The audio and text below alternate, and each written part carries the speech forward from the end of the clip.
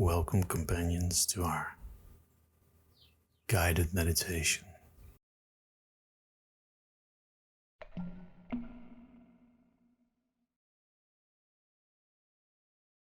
Begin by finding a comfortable seated position or laying down.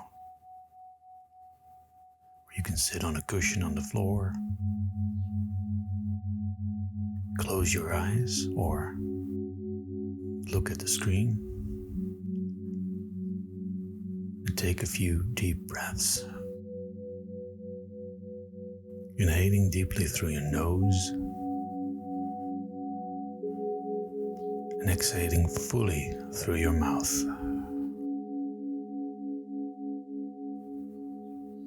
And allow your body to relax with each breath. Letting go of any tension or stress that you may be holding on to.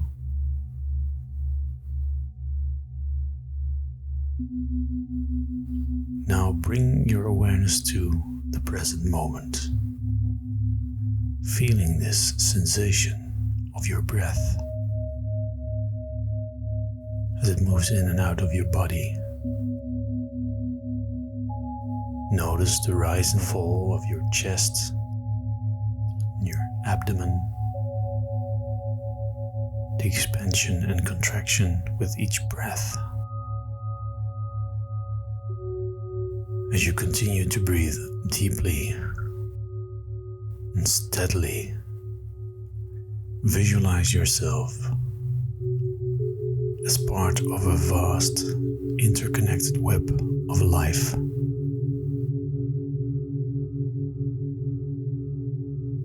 See yourself surrounded by the countless beings and systems, organisms that make up the world around you. From the smallest insects to the tallest trees, from the deepest oceans to the highest mountains.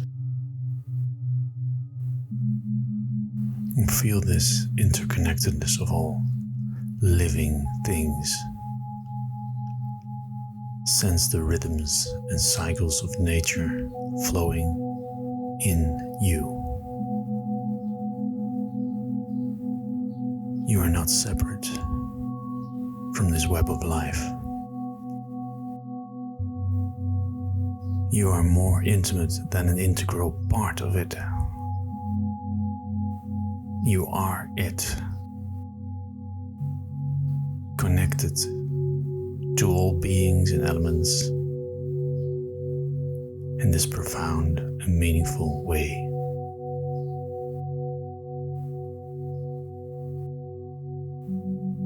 Now bring your awareness to the complexity of human behavior, society. Visualize these intricate patterns of communication, cooperation, and conflict that shape our interactions with one another. See how we are like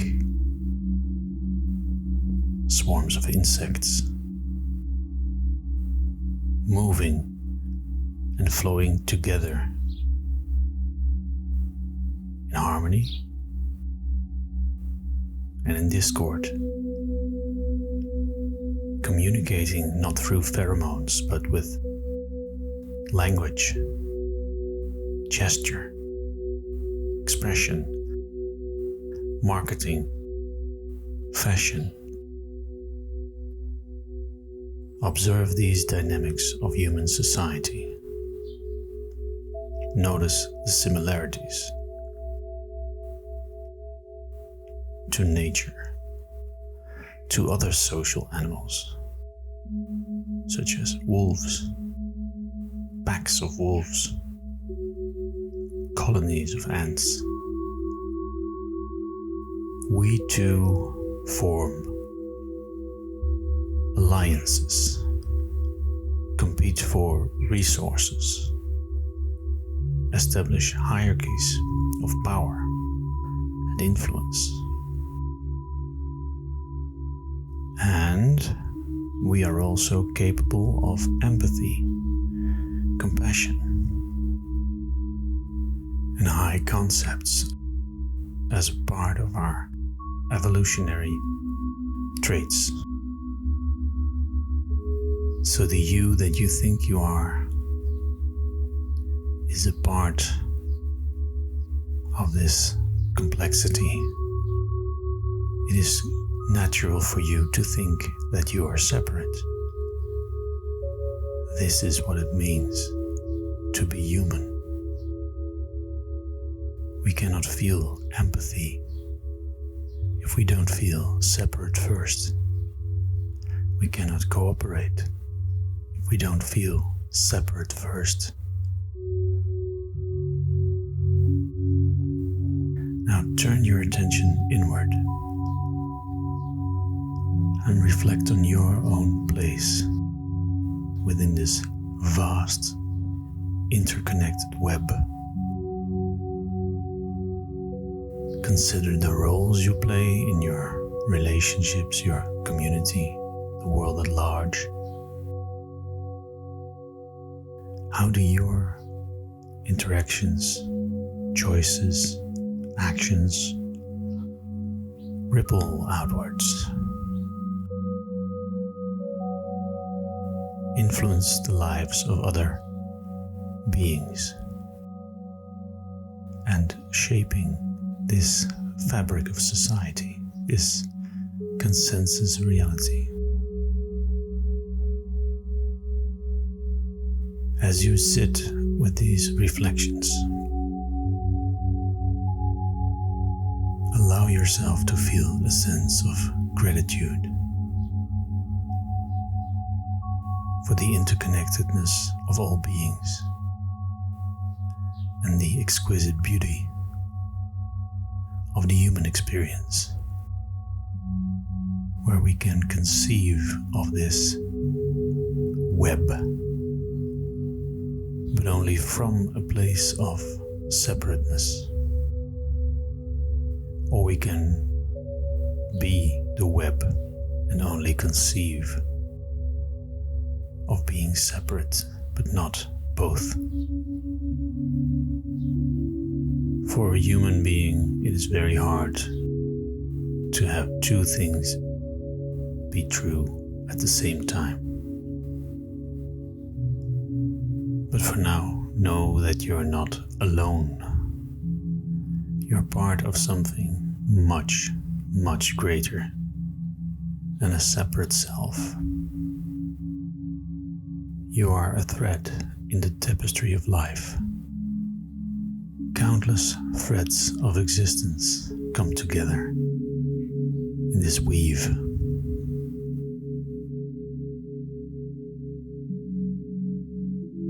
Now take a few more deep breaths.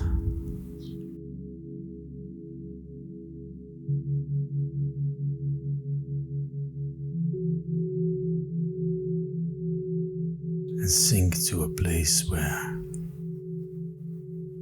there is only immediate reality. None of these concepts of interconnectedness or separateness.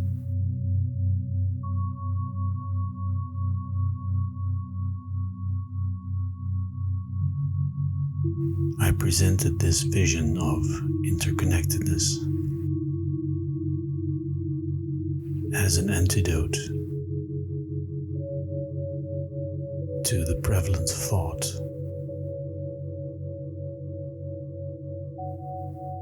I did not give it to you as a new truth or a new identity, merely to provide some wiggle room in your identity. You can be small, separate, and you can be everything or you can be the human race, or life.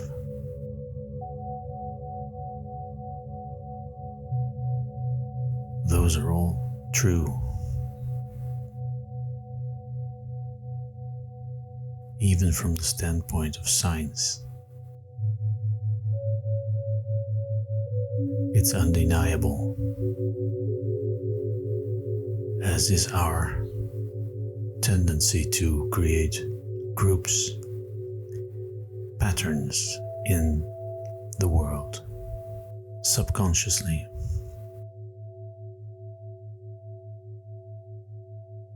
And one of those patterns is me and the rest.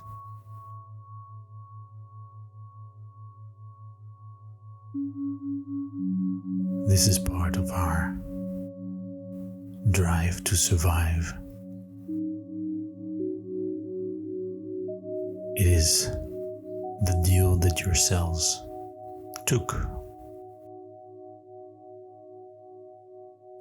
to be part of this illusion for a while.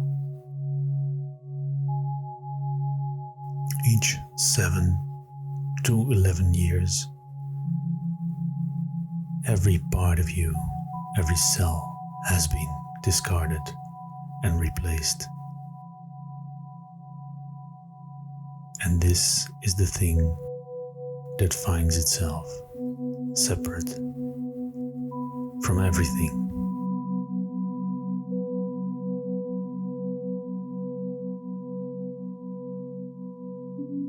But I'm not here to tell you that that's not true.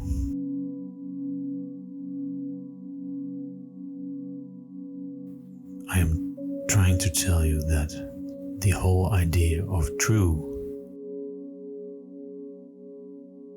is an artifact of the way our DNA grows a brain, how our brain is shaped by the society, and how our DNA selects for individuals that will create a society.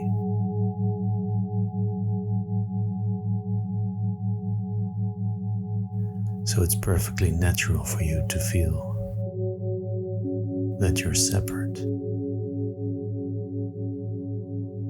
This is the best way for you to function.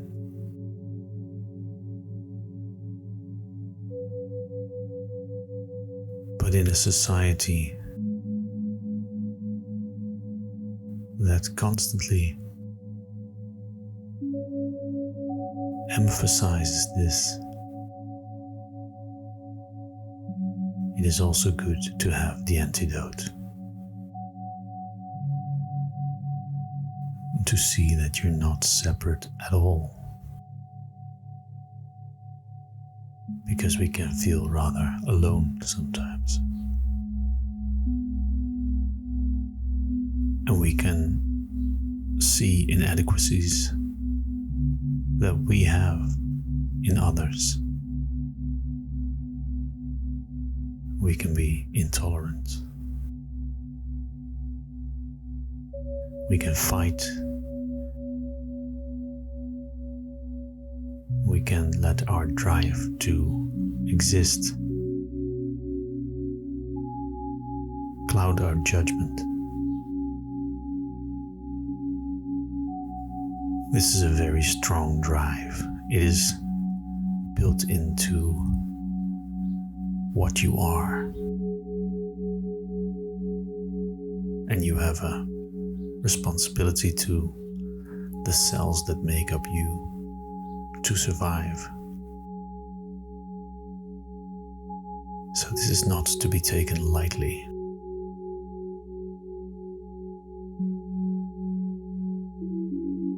When I tell you it's an illusion, you must understand in what way I use that word. A rainbow is an illusion. You can't touch it. You can't travel towards it.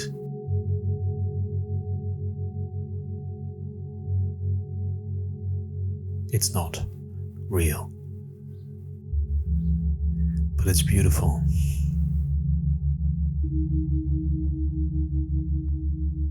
Perspective is an illusion.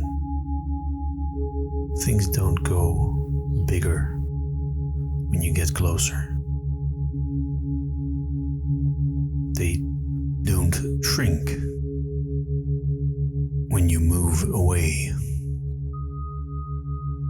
So it's an illusion,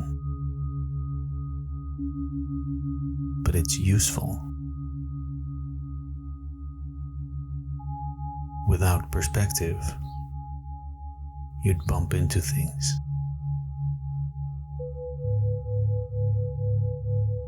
This illusion of separation is beautiful, and it's useful in exactly this way. But it's not to be taken seriously. If you try to climb the rainbow, you will fall. If you try to catch the moon between your fingers, you will fail. It's only by realizing that they are illusions that they become beautiful and useful. So, realizing that the separateness that you feel every second of your life, that is reinforced so very much by society, that seems to be so true, is an illusion, is the first step in making that feeling of separateness useful and beautiful.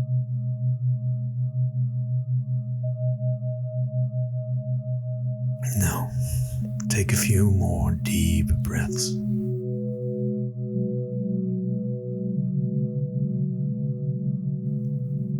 And allow any insights that you gathered to sink in.